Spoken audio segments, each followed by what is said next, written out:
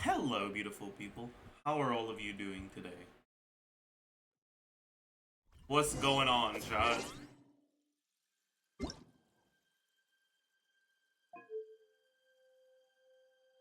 Rib Bozo Asmongold? What happened?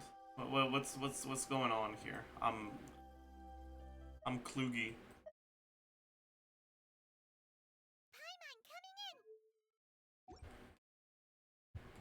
He called Palestinians an inferior culture. Jesus Christ. No. That's fucking that's a fucking yikes. That is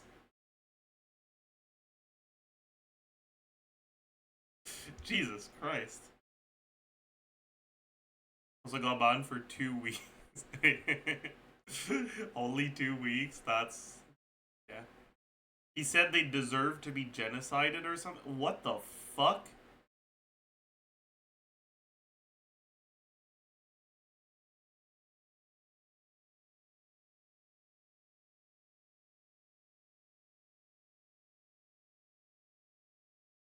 You want the clip? I mean, I'm good. I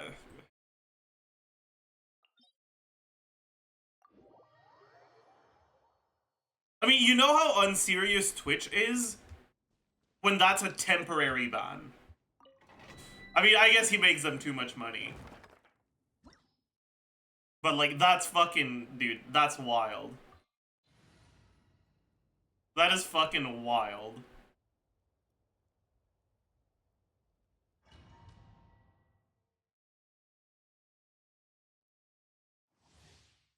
Are Asmongold and Destiny both liberals?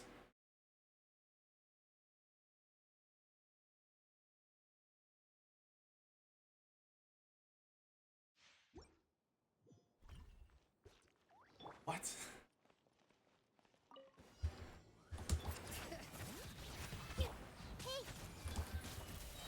What a disgrace. Evil will shoot on sight.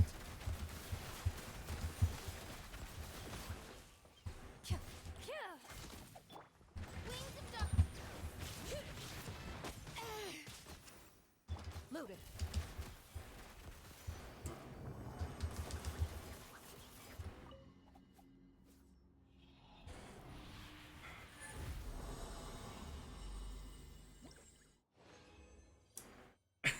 Is that just visual descent into madness over that comment?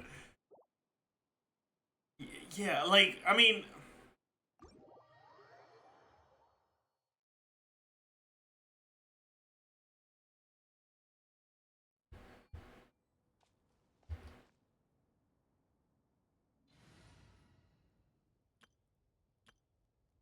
I'm just, like, in awe at the audacity.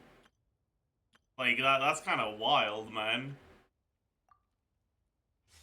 Wasn't that a really good Shalonen piece? No, not really.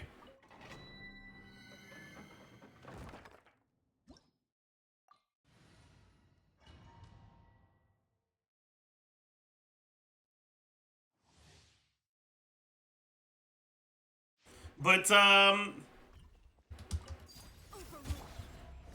to call Asmongold and Destiny liberals is... I'm actually a little speechless. Like, I don't even know what to say in response to that.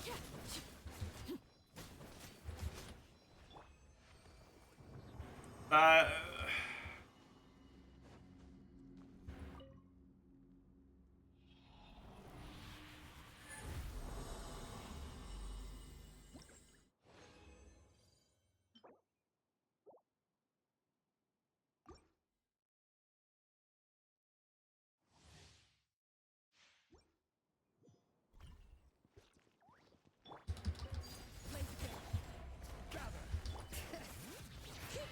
Teamwork is dreamwork.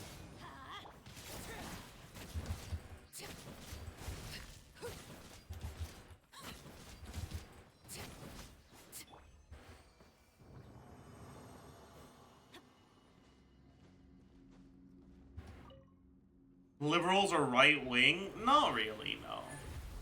I understand the point you're trying to make, but...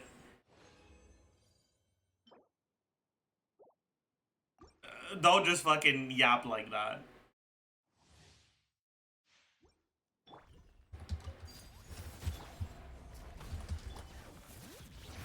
Let the mountain's veins boil. Everybody stand back.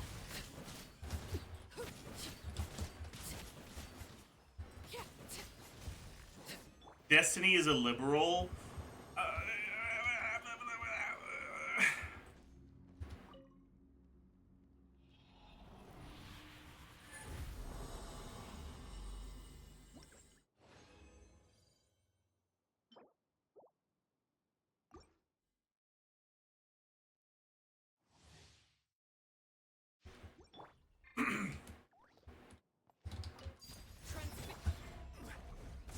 Bring it.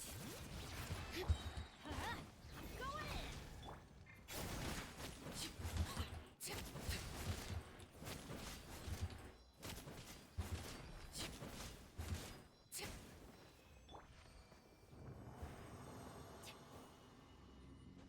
I thought people meant Destiny as a game. Who the fuck is the person? You're better off not knowing.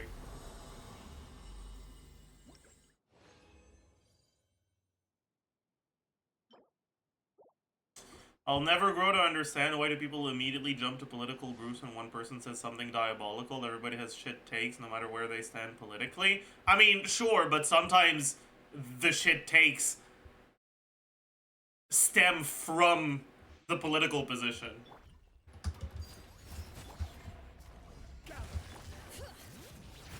Everybody stand back. Let's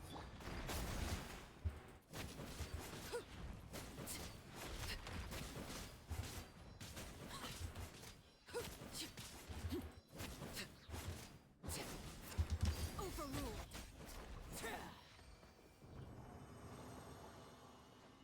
Sometimes, yeah, I mean, sometimes, like, if I say,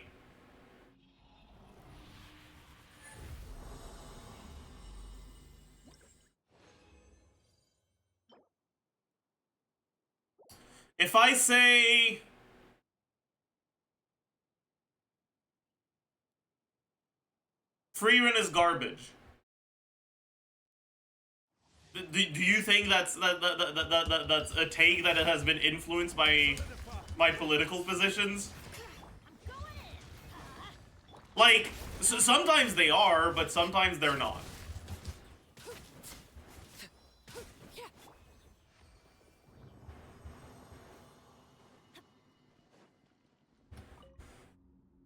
Caught, he's a liberal. True.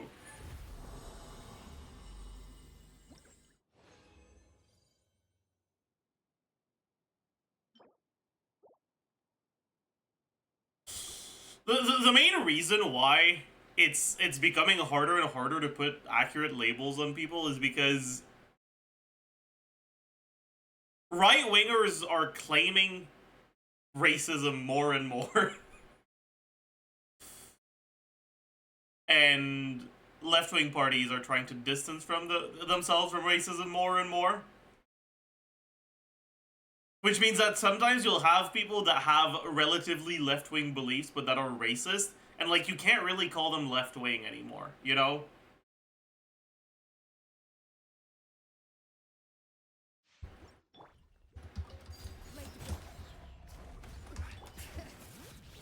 Everybody stand back.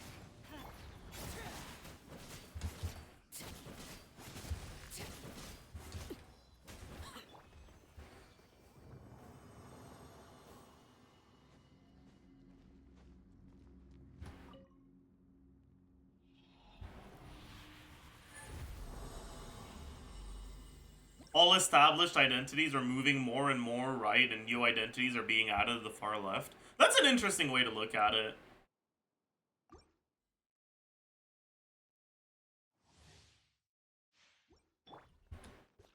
I guess so, like, to some extent. Teamwork is dreamwork.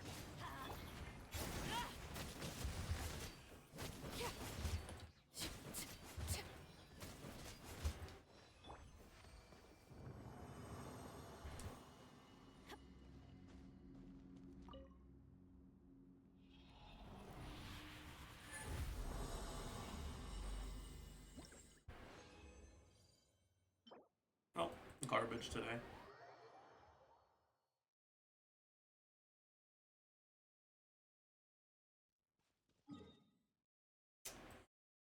Happens.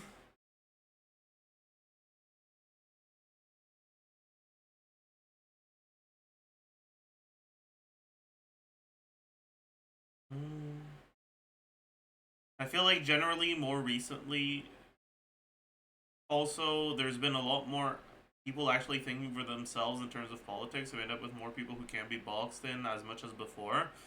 Yeah. Kind of.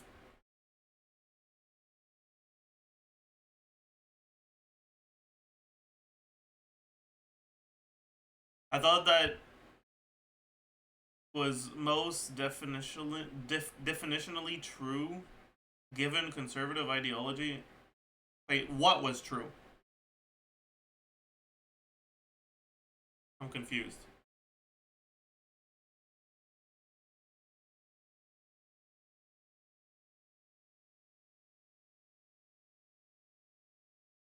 I don't think this is exactly a recent development. The far right has always tried to appropriate leftist talking points and ideas to make themselves more popular, aka Nazis calling themselves socialists despite not being the case. Yeah, that's fair. That's fair.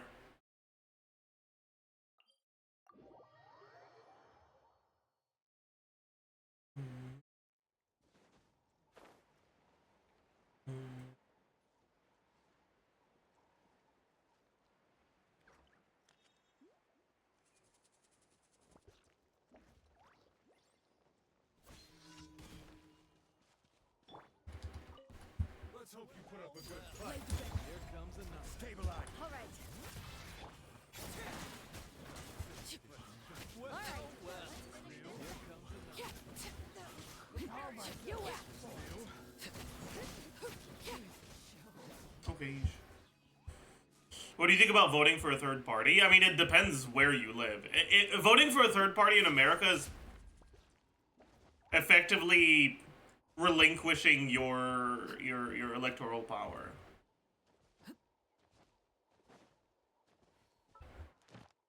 The American electoral system is 100% built for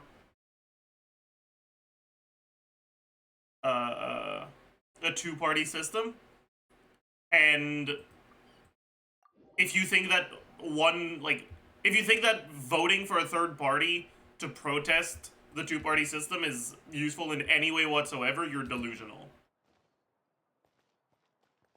Ad Astra Abyssosk. Thank you for completing to Ad Astra.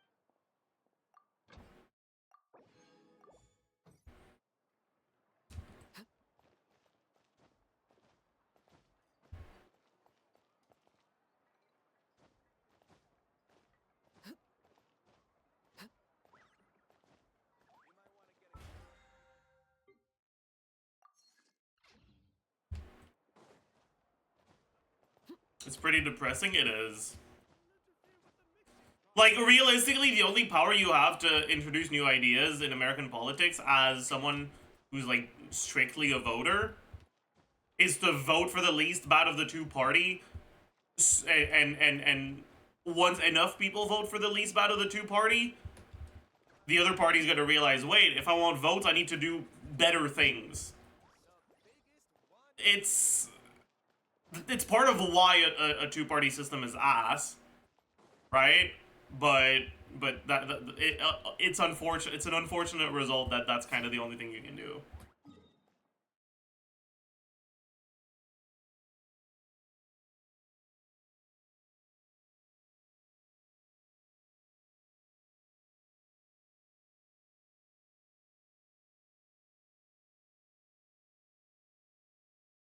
How's that been working out? The Democrats won in 2020 and they've been moving rightwards on every issue. I mean,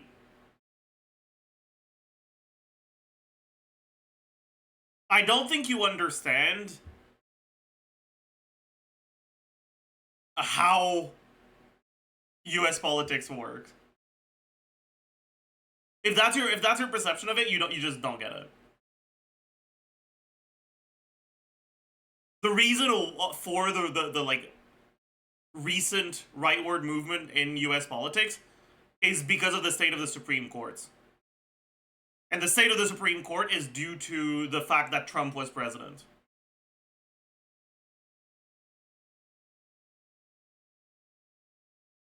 The Supreme Court has an insane amount of power for no fucking reason. It's an awful system that is completely anti-democratic.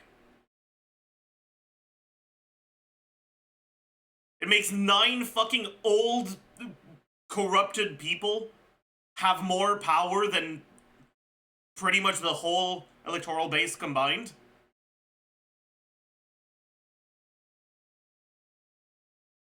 And the only thing you can do about it is hope that when one of the justices steps down, the president that's currently in power is not Republican.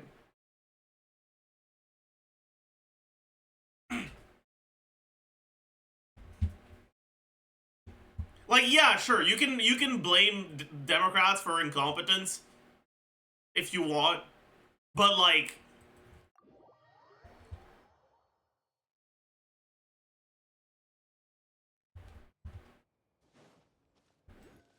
the reality is that the reason for the awful shift in politics is because of so many dog shit Supreme Court decisions.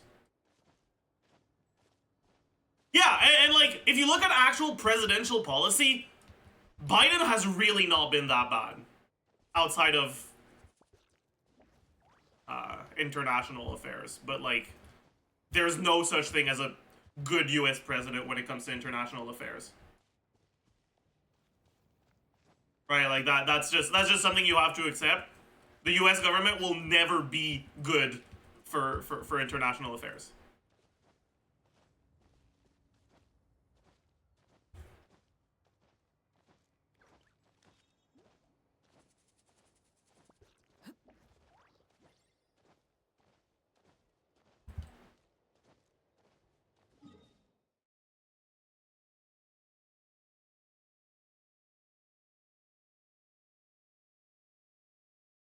Like, domestic policy wise, Biden has been relatively progressive, like comparing what he does to the like status quo of US politics.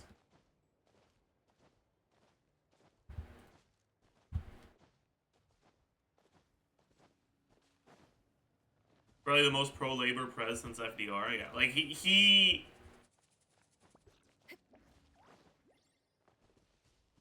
yeah. I mean, at the end of the day, it is what it is. But yeah, like I do think it's important to push back against the idea that the reason why shit has been so bad in the past 4 years is because Biden is bad at his job. Like, pretty much all of the actually horrendous shit, not all, but like all the domestic horrendous shit is a result of the Supreme Court that Trump set up.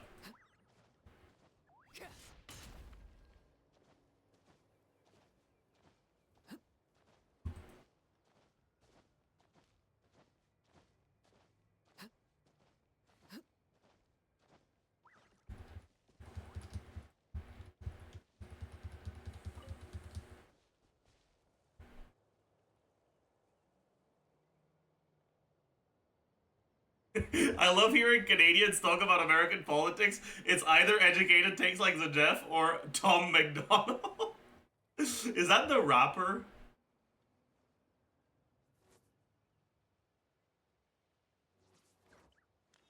Yeah, okay. First time stream viewer, what is this about? We're talking about American politics. Will Canadians follow US politics closer than half of swing state residents? Dude, it's not hard to follow this much of US politics. Like, when you hear about Roe versus Wade getting overturned, Supreme Court decision, it makes people unhappy. You hear about I forgot what else the Supreme Court did. I know they did a lot, but I kind of, yeah. I'm sorry to hear that. Welcome back.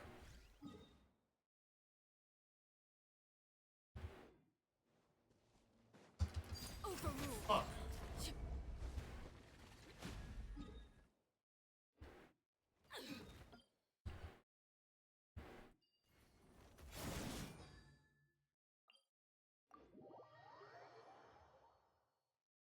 There was affirmative action. Yeah, affirmative action stuff.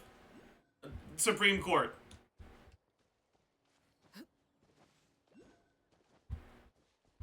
Those will have to consider how much propaganda Americans are subjected to. Yeah, that's fair.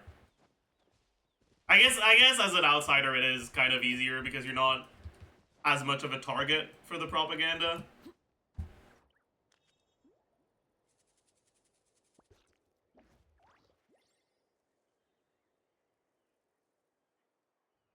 Supreme Court. Oh yeah, by the way, we can make the president immune to any law, lol.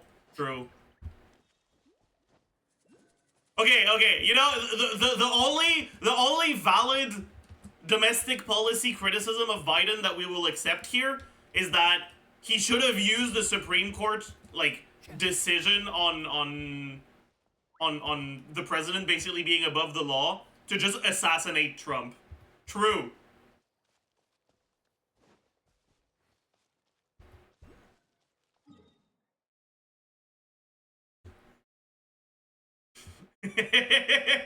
True.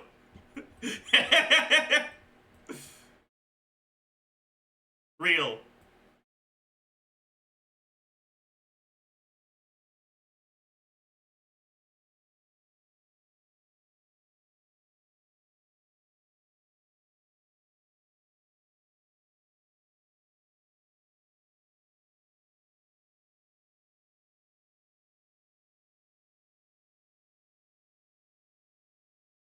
Why can't Biden be everything Trump accuses him of being? True.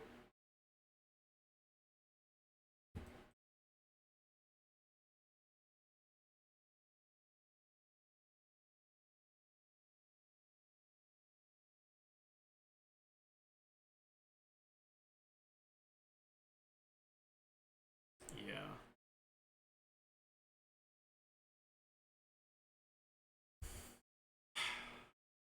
It's a self-fulfilling prophecy, though. Like, a state being a red state is a result of people being uneducated, but it's also a cause of people being uneducated.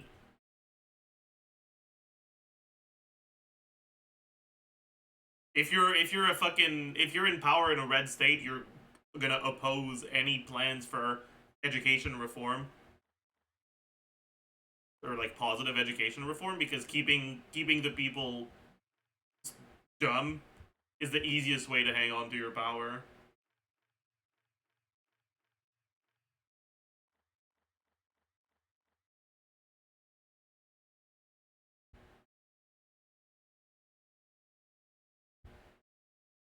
Where?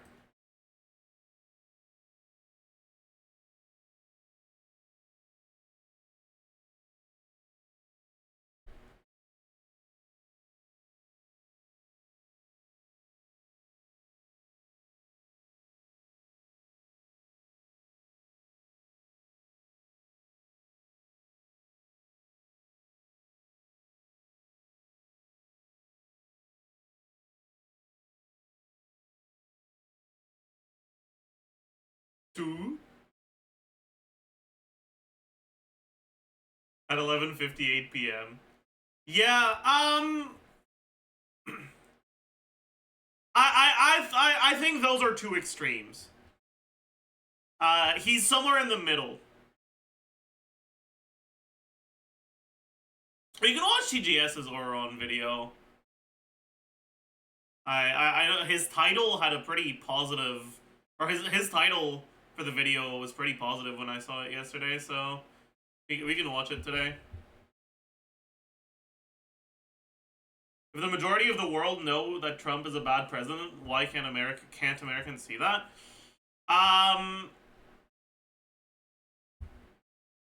Because Americans are dumb. Americans are kept dumb on purpose. Propaganda is is a very effective way of controlling the population.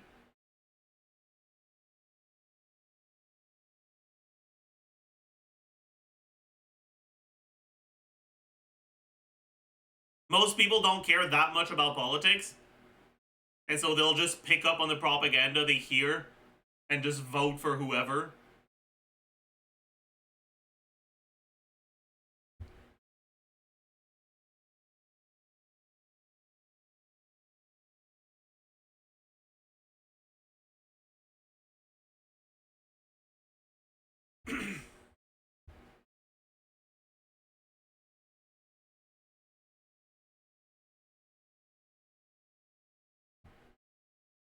As a non-American, I want Trump to be president specifically because he's bad. See, that's a scary thing to think. Because, like, a bad US president is dangerous for the rest of the world.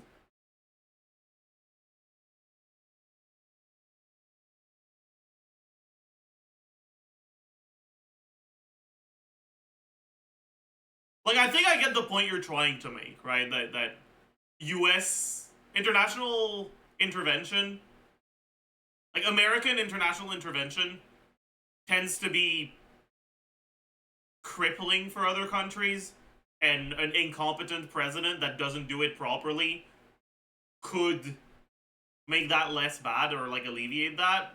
I'm guessing that's what the point you're trying to make, but like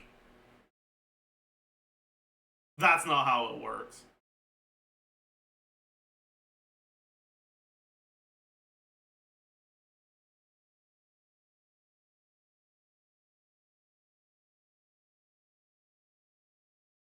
We should keep Trump out of office, but still have him around because he's hilarious. The thing is, he's not actually that funny.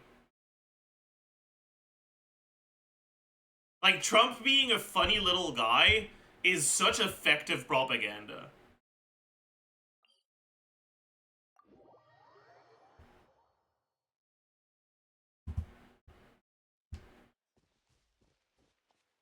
It makes him more likable and approachable.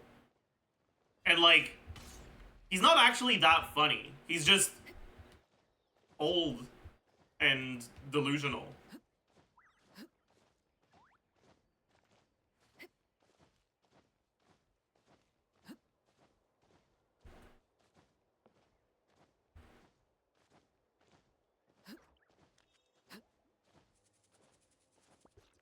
We're not laughing with him, we're laughing at him. Yeah, but, like, not really.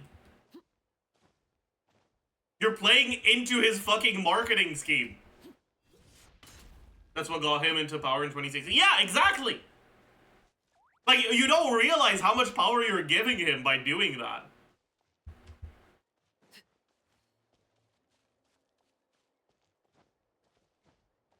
And, like, he's also just not that funny. He's, like, senile and sad.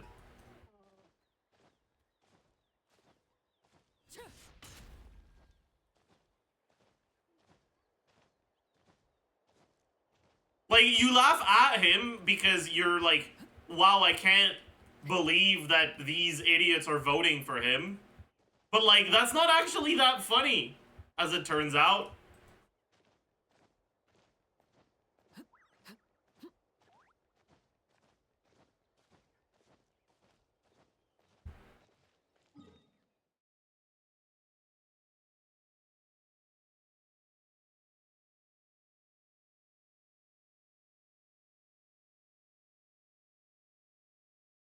He's the funniest politician. But, like, why? What's actually funny about him? Him being blatantly racist? Him doing a funny little dance? What about Hillary Clinton? She has both of those things. No one finds her funny, though.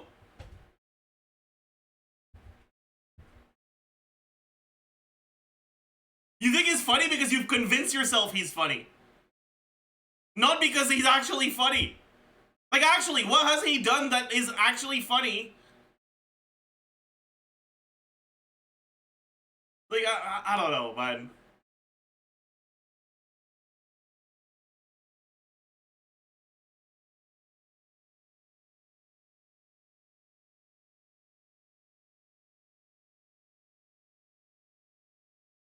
Pokemon go to the fucking polls. True.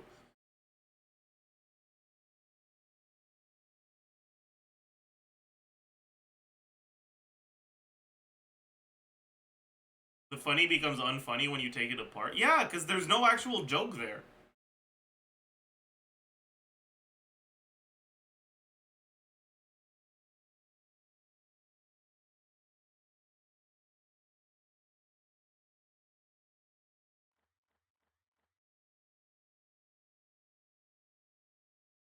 It's funny in the sense that he's a joke. Yeah, but like it's not a funny joke.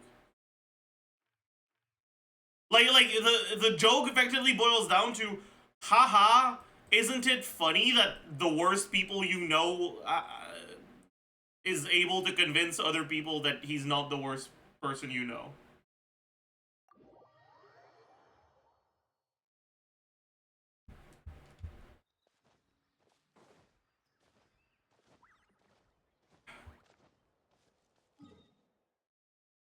I prefer to laugh at him than being angry at him. Yeah, and that's why he's popular! Like, that's the point I'm fucking making! You're helping him by doing that!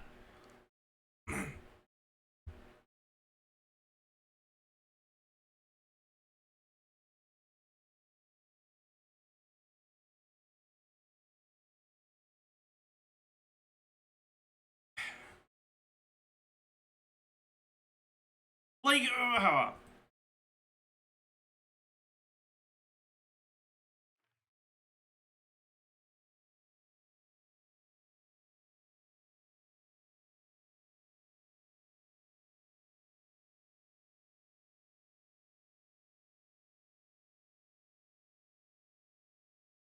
I wish people would realize that when they talk about how funny of a guy Trump is, they're helping his position so much.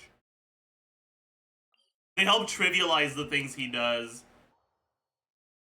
and make him seem harmless in other people's eyes.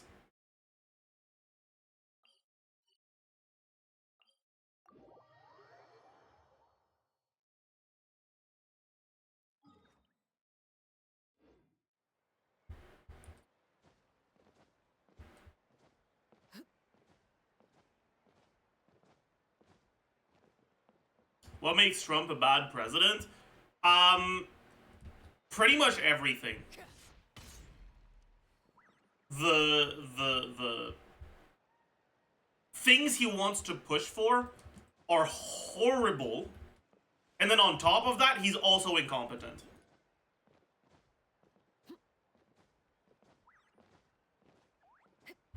I guess at least that means he's not that good at pushing the horrible things he wants.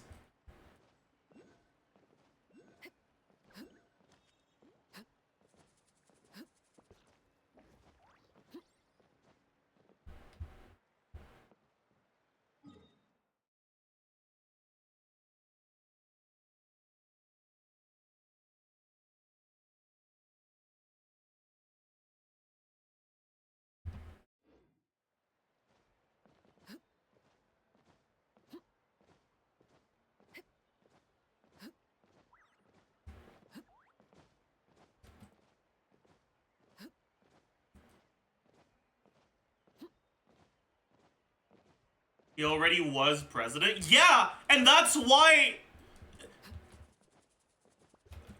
I'm confused. What is your point? He was president, therefore he was a good president? Do you think that's how the world works?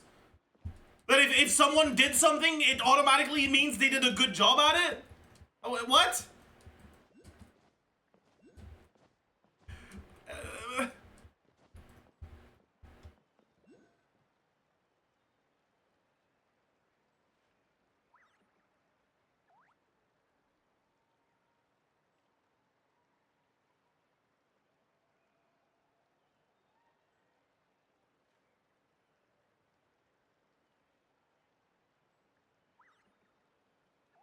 What could the children be? That's the question, because I don't. Yeah, you're not the one I was getting angry at.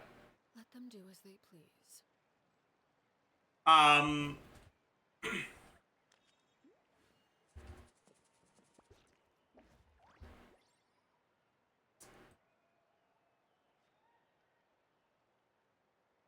Supreme Court COVID response, mismanaged hurricane response in Puerto Rico, dismantled Iran nuclear agreement, not taking climate change seriously. He was an awful president. Yeah.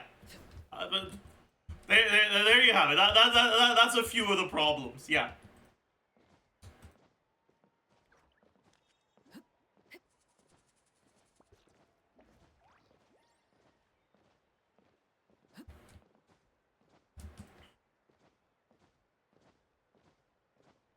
Jim, I think it's important to realize, though, how harmful to, like, how counterproductive that sort of discourse is. Like, if Trump or Republicans in general wanted to actually push for good international policy, then criticizing Biden's international policy would be relevant. But, like, they would be worse internationally. Because at the very least, Democrats have to find a way to pretend like they're trying to do good things, right? Like, the whole 100% Hitler versus 99% Hitler thing, like, no.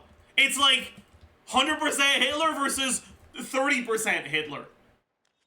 Like, yeah, 30% Hitler is still pretty bad, but it's a far fucking cry from 99%, you know?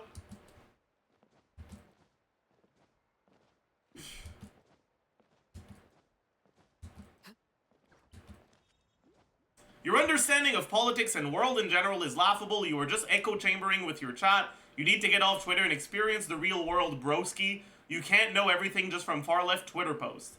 Yeah, and indeed, I'm going to learn so much more about the world from a vague Twitch comment, Twitch message that just vaguely says, you have a bad understanding of the world because you don't actually have anything to criticize. And you know it, but you want to take a dig at me.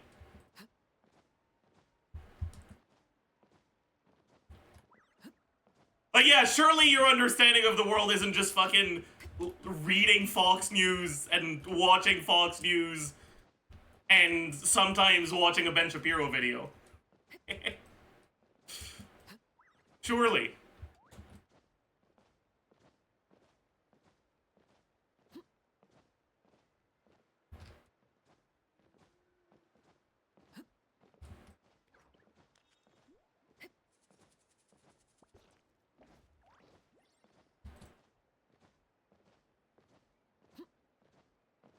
Hamilton playing during political conversations is hilarious. It is.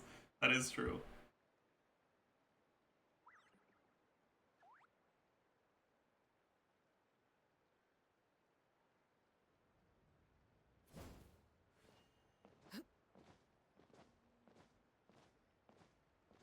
My whole understanding of the world is everybody bad as Hitler. I mean, go experience world off Twitter. Username is SunfireG. You can't make this shit up. True. True.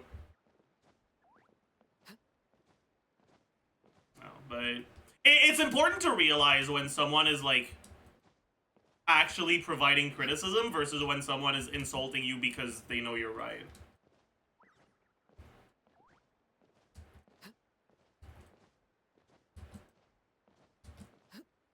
Getting baited by people that are just trying to rile you up and that don't have a point is something that it takes a while to develop a resistance to that.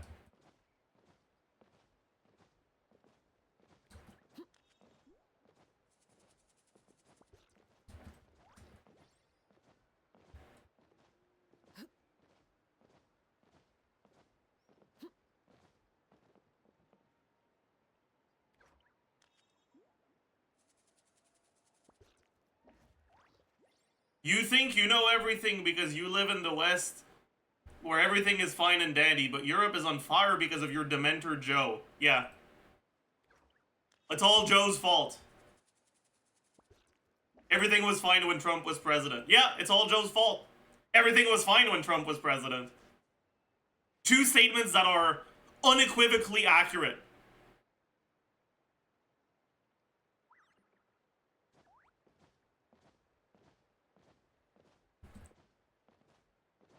Europe was fine, completely fine with no issues under Trump, and every single European issue is Joe Biden's fault.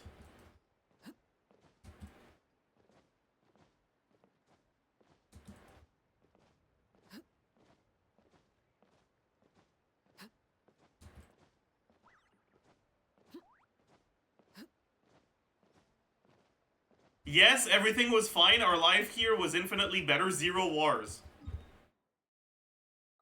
Dude, someone needs to write a strongly worded letter to Joe Biden so that he will denounce war in Europe. Honestly, like, that motherfucker, I can't believe we're gonna need to write a strongly worded letter, chat. We gotta make war illegal or something. That's the chatter that's said to experience the world? Yes, it is. Like, okay. I'm gonna engage with you in good faith for like a minute, because I'm not giving you more time than that, but I'll do it for a minute.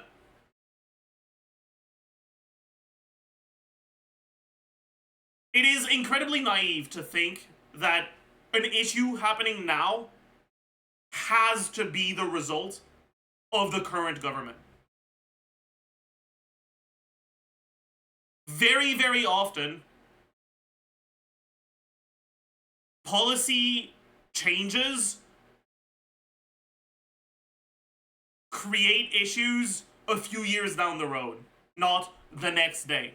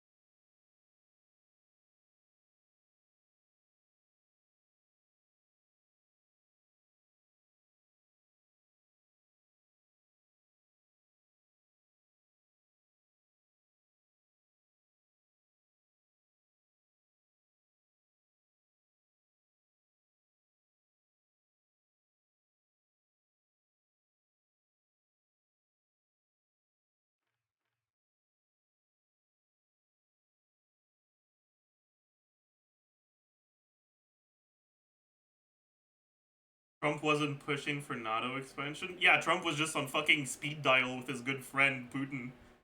That's definitely... definitely my goat right there.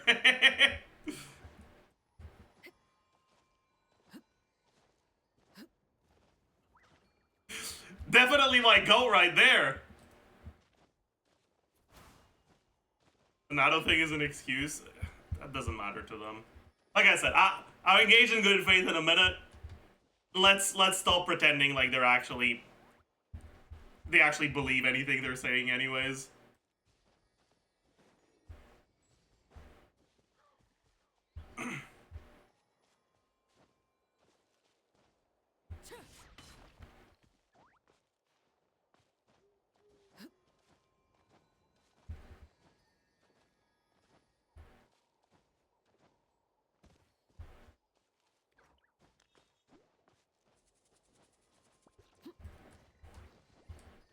Echo Chamber is just a bunch of normal people, true. Surely Russia didn't invade Ukraine in 2014? What do you mean? What are you even talking about? It's all Joe's fault.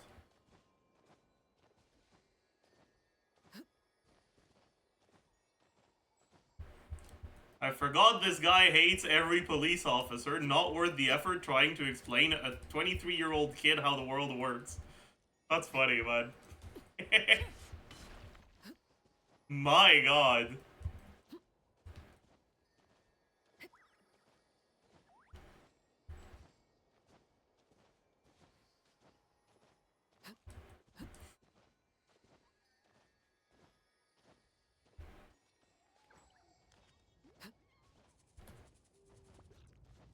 It's not funny, it's sad. Yes, I know. I know it's sad. Okay? But I'm saying it's funny to try to give you an out. I'm trying to be nice right now. Okay? Stop fucking digging your grave. Jesus.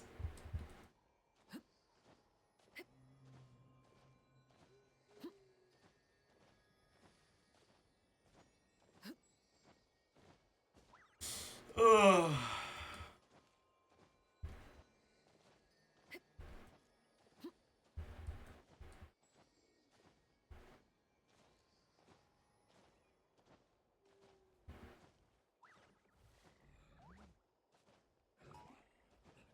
Sorry, you just didn't provide any good argument. That doesn't matter to them. Of course they didn't provide a good argument. Can't believe what kind of delusion NA education breeds. See, that's the thing. It doesn't. North American education is very, very pro-American. There's a lot of propaganda.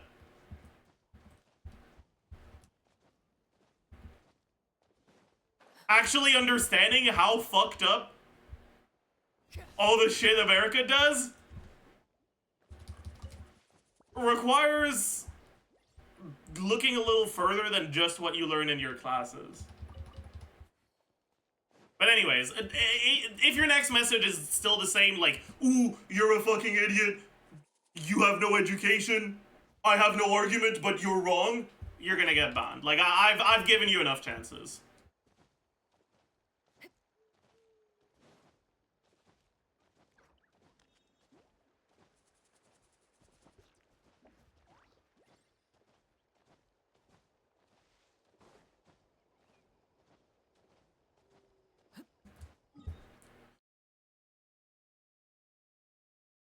Ban the dumbass anyways? No, because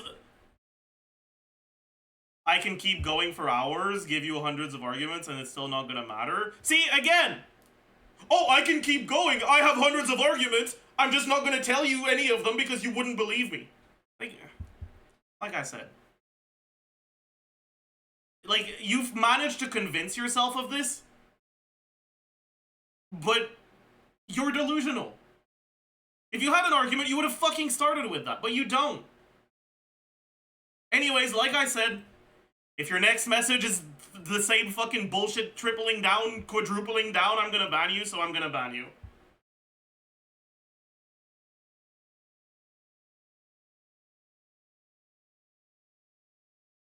I don't like banning people that disagree with me like that. Because, unlike what they said, I don't actually want an echo chamber. But, like, some people are not reasonable. They will just come in here, insult you over and over, and then try to, like, latch onto, no, if you ban me, you're an echo chamber. You just refuse to have anyone who disagrees with you in your spaces. Like, no. It's not about you disagreeing, it's about you being a dick. You called me uneducated, you insulted me multiple times. I gave you multiple opportunities to present any argument. You refused to do that. And you just kept insulting me. Like, you're not welcome here. You wouldn't be welcome anywhere. You're a little fucking shit. People on your side tolerate you because you're useful to them, but you're not actually likable. You have a personality that honestly bothers everyone around you.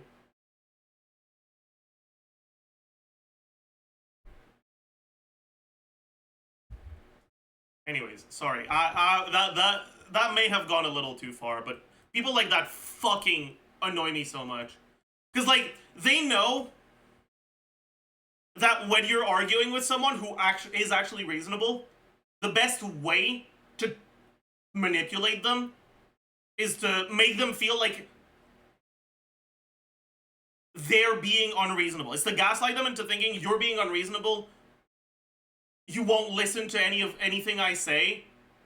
You're in an echo chamber. Like, they know that's a really effective way of getting a reasonable person to listen to you. But, like, I've been doing this for years now. I've met enough people that act like that to realize that it's just a strategy to fuck with me. And so I don't have patience for it anymore.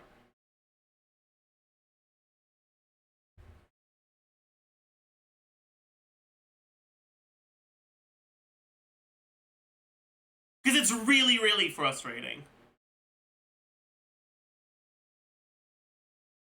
Anyways.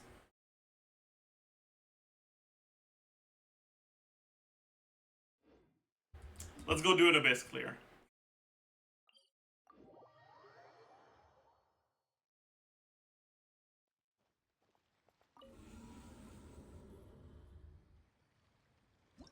I have no idea what was being argued.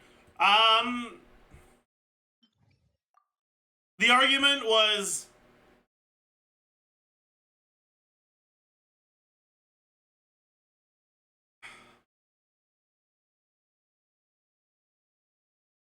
Trump was a better president than Biden because the current political situation in Europe is all Biden's fault.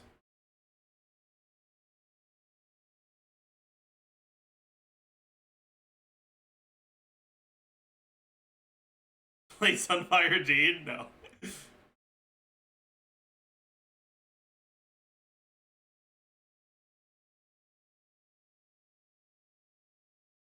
There's multiple things that are wrong with that. But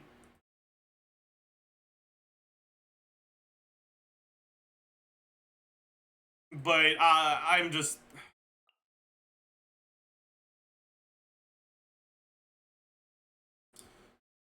What does Joe have anything to do with the... I mean, it would be very...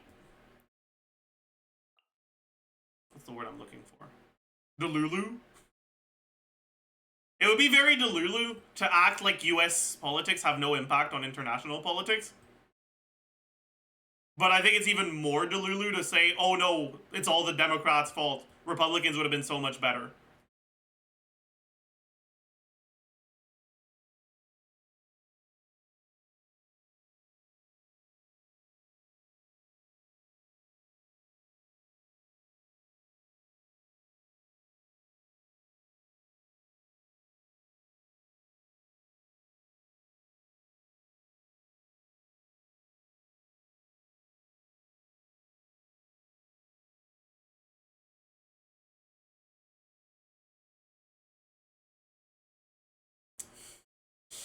Anyways.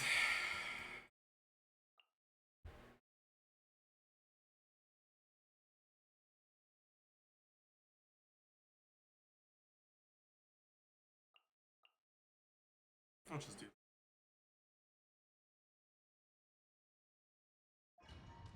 The rise of far-right politics everywhere in the world is kind of worrying. Yes, it is.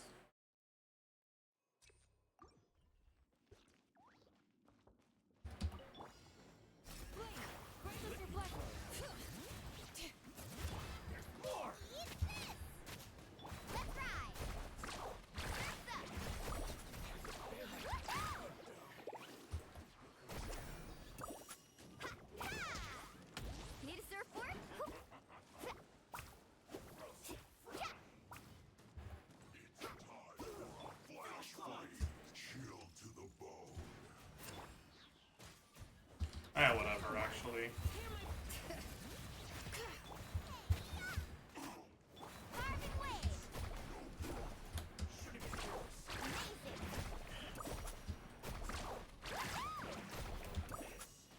This was ass, but whatever. He jumped back a little bit too early.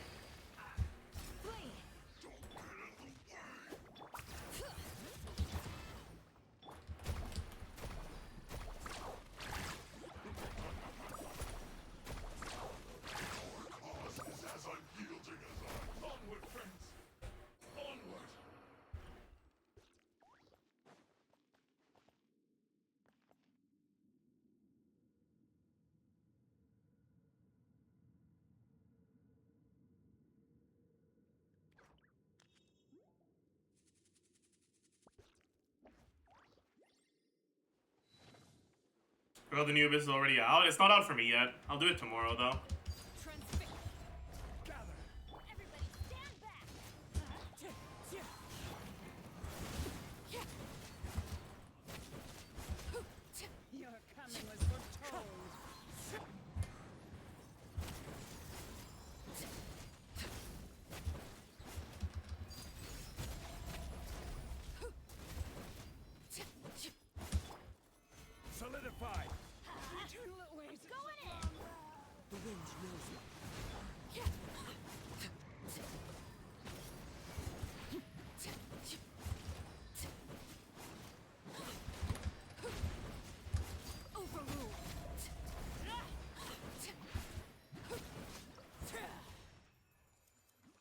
Okay. Does Auroron actually outdamage Fischl in AoE? He probably can Off we go. in some situations.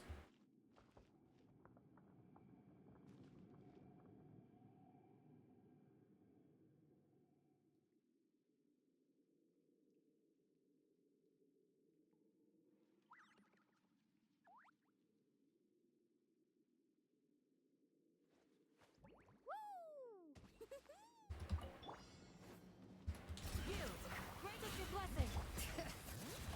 Eat this! I'm the right hand. Let's ride.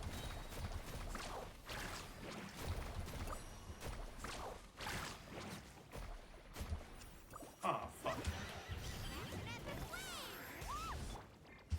Do your work. Here. Booba, get them. You're toast.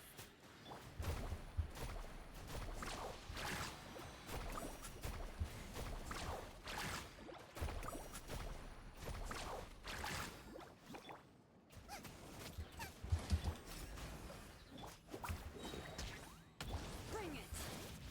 I'm the right hand. Amazing. That wasn't great, but it'll have to do.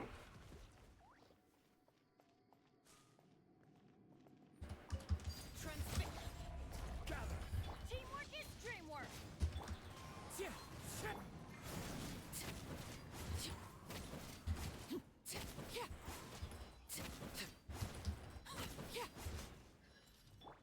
Let's light it up. Overruled. Everybody stand back.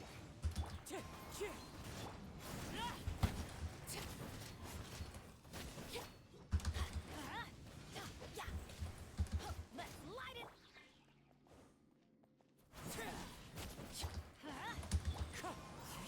Teamwork is dreamwork.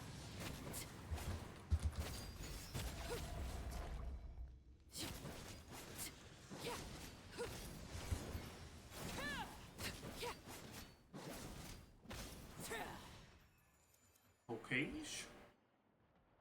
Dude, playing Arlecchino against Kenki feels so nice.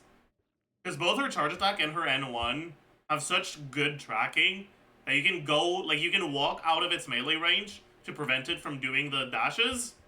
And then you just do N1 and you're already hitting him. It's really nice.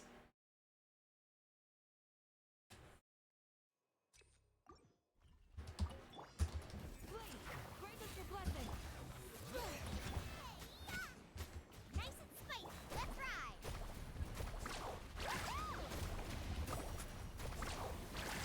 The journey is over. I didn't think that was gonna kill me, so I didn't bother dodging it. My bad.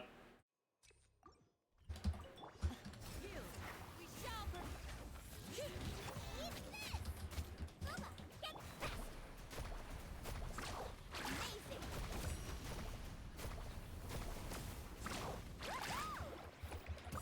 Let's shred, Sharky! Please, hear my breath! I'm the right hand, into the fire! You're toast!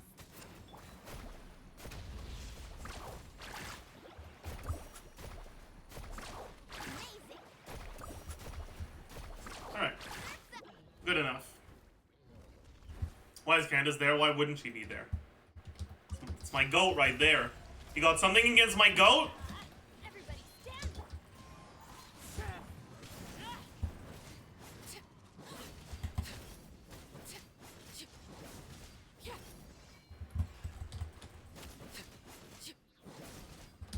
Lay to bed. Solidify. Teamwork is dreamwork. Let's Win strategy. Oh, we didn't get enough crits. Happens.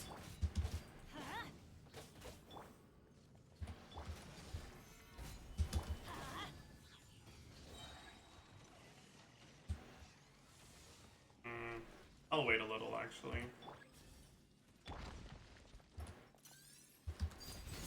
Everybody stand up.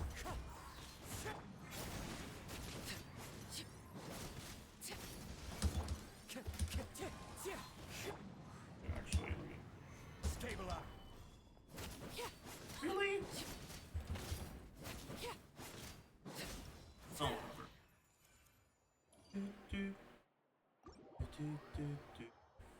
T1 Jolie is so funny. Shut up.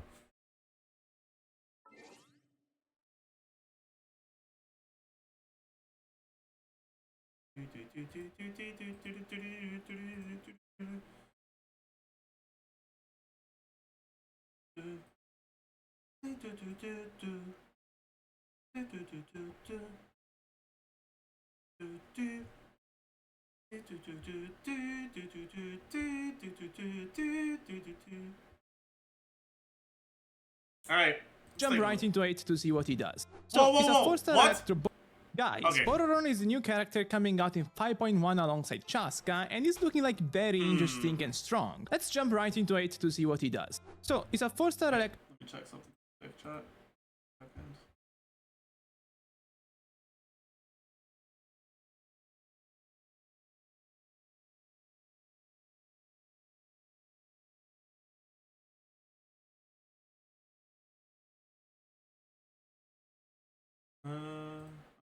Sorry about that. Bow character and is mainly meant to be used off field. Right off the bat, this theoretically puts him in a tough spot because that all matches what Fischl is 1-to-1. Still, this is not a bad thing because Ororon has a lot of things going for him that differentiate him from Fischl. Kit-wise, he's quite diverse in the ways he can deal damage. I will start from the most relevant thing about him, which is obviously the Night Soul Blessing state he can enter, since he is a Nathan character.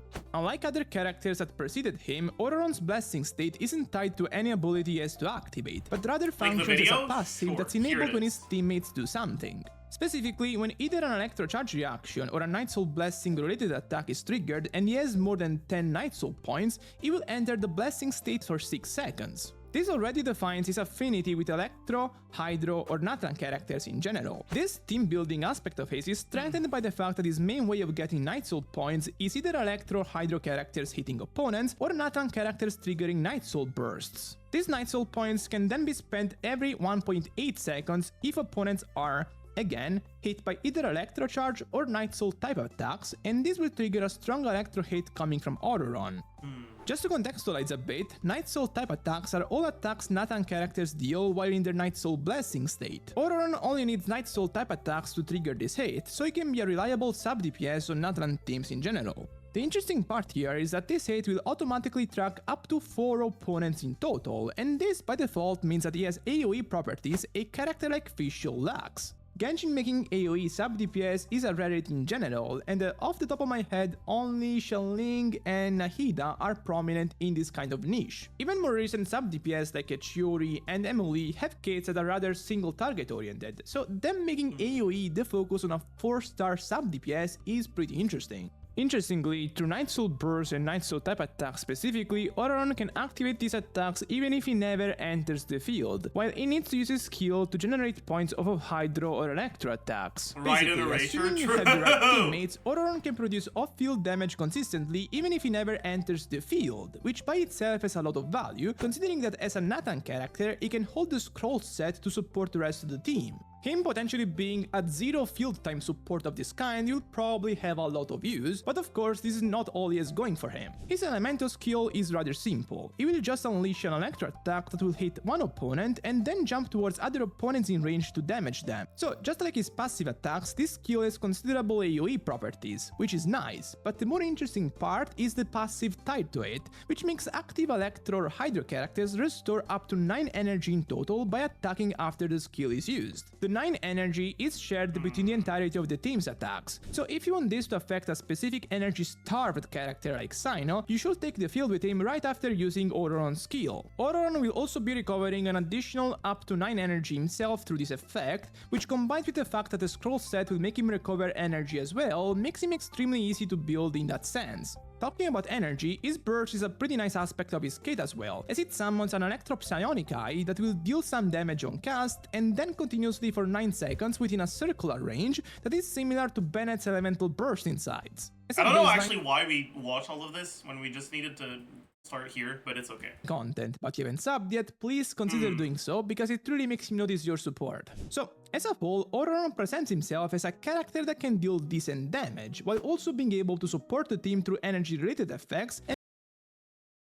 I wonder if TGS is assuming that Stringless buffs the A1 Probably, right? Because otherwise, why the fuck would you use stringless? And most importantly, the Nathan Scroll set, which will make him provide 40% damage bonus to all the elements he triggers reactions with. Considering how plug-and-play Electro 40% damage bonus to all the elements it triggers reactions with. Considering how plug-and-play Electro is in terms of elemental reactions, this is really nice. Even ignoring the synergy with other Nathan characters because it's pretty much unconditional, Electrocharge is a very versatile reaction because it can be slotted in even on teams like Vaporites, for example. In those scenarios, if enough Hydro Aura is retained during Electrocharge, Pyro characters can still vape off of it. Naturally, Ororon can buff Pyro characters to the Nathan set by triggering Overload reactions, so its support can effectively extend further than just Nathan, Electro and Hydro characters. Electrocharge compositions are by themselves pretty strong, because they allow for the presence of characters like Furina, Yelan, Fischl, so some DPS that can deal a lot of field damage. Also, the Electrocharge damage itself is getting buffed significantly in 5.1. I'm gonna talk about this more in a dedicated video, but its output got increased significantly in the new beta, so as a whole, it's a concept that will have a steadier meta presence. Damage-wise, if you look at raw numbers, Ororon is not impressive compared to most other sub-DPS, but again, the thing with him is that basically all of his damage will hit up to 3 or 4 targets, which typically also matches how many opponents we face in the base in a single wave, and most. This means that in AoE scenarios, his off-field output can be better than other sub-DPS even at low Constellation level, and considering the strong supportive aspects he has going for him as well, this makes him a really promising character as a whole. Moving on, his constellations are pretty decent, but I wouldn't say they are needed. They Whoa, what? Okay, something's definitely wrong here.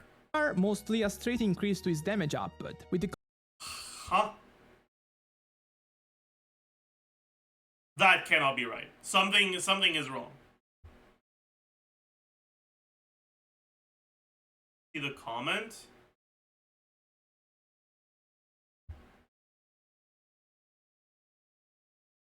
I see. Still, 11% is low, is it not?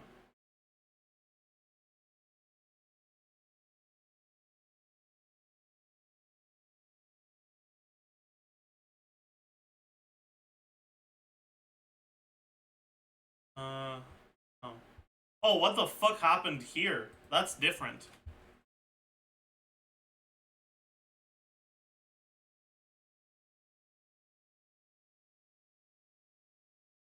Hmm.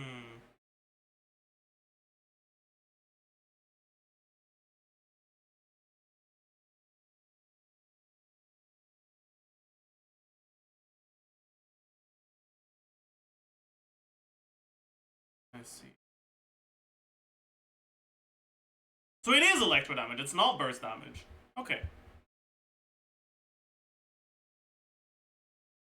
Constellation 1 increasing his elemental skill damage, is Constellation 2 giving him electro damage bonuses. Constellation 3 and 5 are both talent level increases, but considering that a large part of his damage comes from his passive, which doesn't scale off talents, they result in a smaller damage increase than they normally are. Naturally, this also makes Ororon easy to build, as his reliance on talents is lower than that of other characters. His Constellation 6 is his most interesting constellation, as on top of making his burst deal more damage, it also gives Ororon even more supportive properties. It makes him provide the active character attack bonuses each time his passive attacks are triggered, up to 30%. There were new leaks yesterday? Wait, did Chaska get any changes?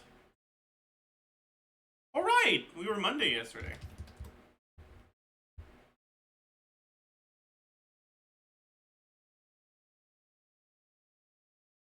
No? Damn, no changes. Interesting.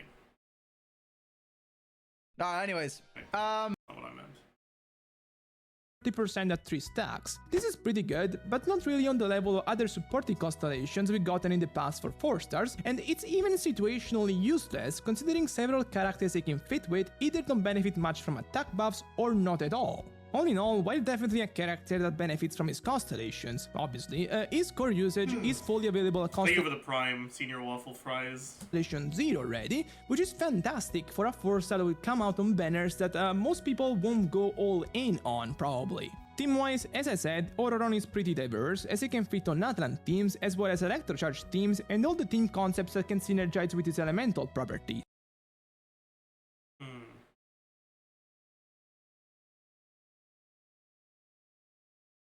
Tosca bullet paper? What the fuck does that mean? Oh my god.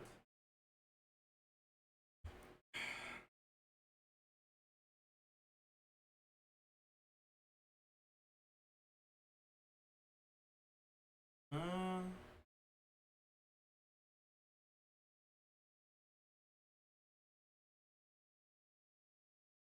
okay.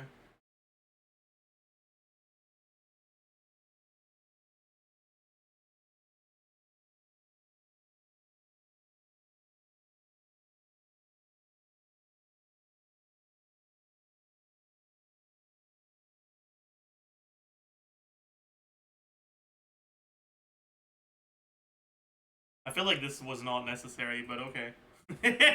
I haven't calculated the Vaporite's teams yet, because I'd rather see some footage on them first to gauge how consistent they are in terms of elemental application, but what I'm seeing on other teams makes me quite hopeful about Ororon's future potential. For the rest, Natlan's meta isn't really fleshed out yet, as in terms of main DPS we have Moalani that only wants to be used on Vaporite's team, Kanen is a burning DPS that of course doesn't really want Ororon, and then some general use supports in Kachina and Shilonen. Chaska will fit well with him on some electrocharge teams. She can also enable even more Truce-Word chain reactions, and considering she should come out alongside him probably, this is nice. I find it very likely that once Mahuika comes out, Ororon's usage will expand a lot, potentially even into Chevreuse teams, because by virtue of being a Nathan character, Mahuika can feed Ororon's Ascension 1 passive single-handedly. As a whole, I'm really happy about what I've seen from his kit so far, and honestly, I wouldn't have been that surprised if his kit was used for a 5-star instead. Rather than being a official competitor or replacement, he feels more like a Beidou upgrade, because just like his damage, hers is more AoE oriented. However, Beidou's damage is much clunkier in terms of execution, since it requires the opponents to constantly be really close to each other. Ororon seems more flexible in that sense, and considering he has plenty of support on top of it, he should be a pretty good meta option That's in an a interesting Constellation outlook Zero. on him. And with this, I don't know if I'm as positive as he is.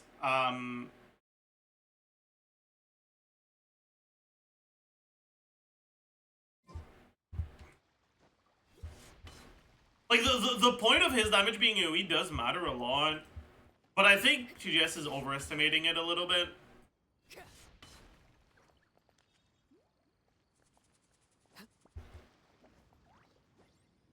Character like Ororon with AoE damage only really matters in, like, 2 different situations. Either one, no one else on your team has AoE damage, so it's helpful to have him.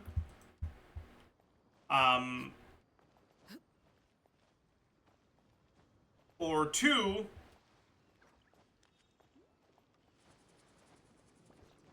you're against enemies that, like, are all tanky, which doesn't actually happen that often. Usually in AoE situations, you'll have one of the enemies being tankier than the others, so you can kind of just focus them first, and if you have some AoE, the other one's just gonna die.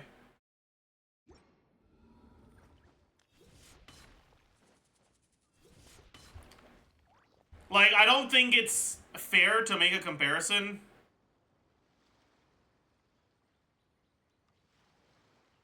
like this one. Just looking at the total damage in AoE or something like that. Like, to me, that's not really a fair comparison.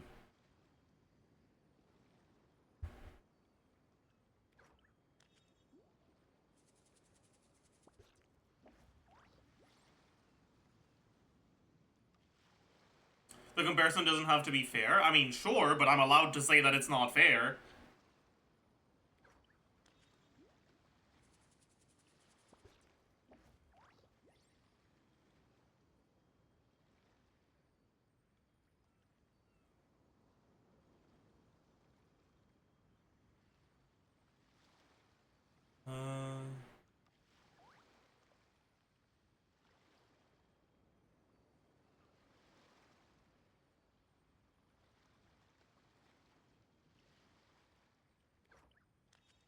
Why is it not fair? Because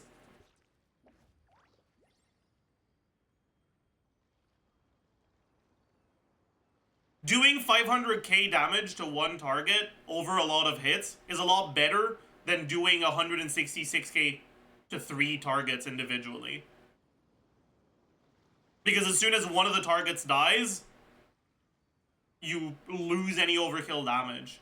Whereas when you look at Fischl, you don't really lose any overkill damage. Like, in practice, something like Fischl is a lot better. If you're doing a total damage comparison. Even in AoE scenarios.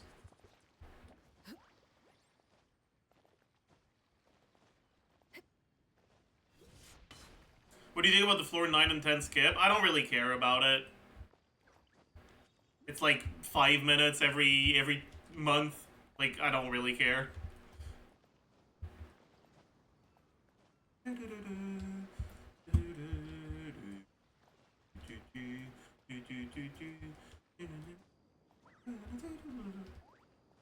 I compare with Fischl went off with Beto, I mean,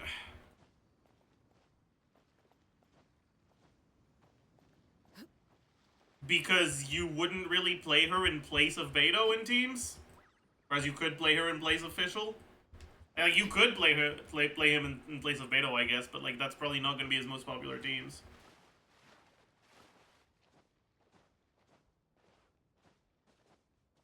But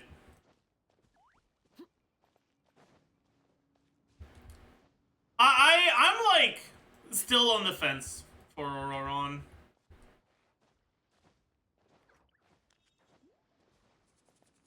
What are your opinions on Chaska, Bennett, Farina, Layla? It's gonna be a good way to slot in a defensive option in Chaska teams. For sure.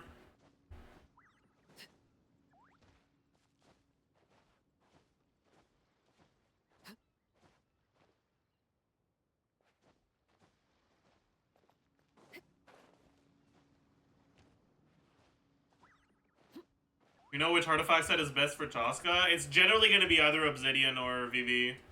They're both going to be viable.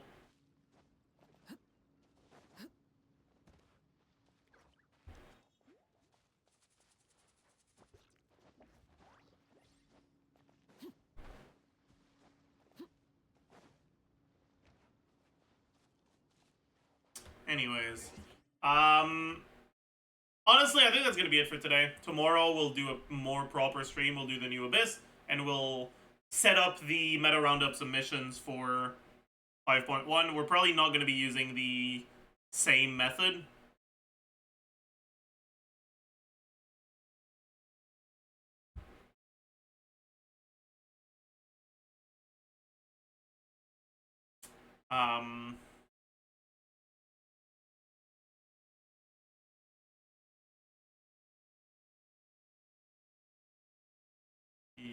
Yeah. Do I need... I don't think I have anything. Alright, I'll see you guys tomorrow. Oh fuck, I did say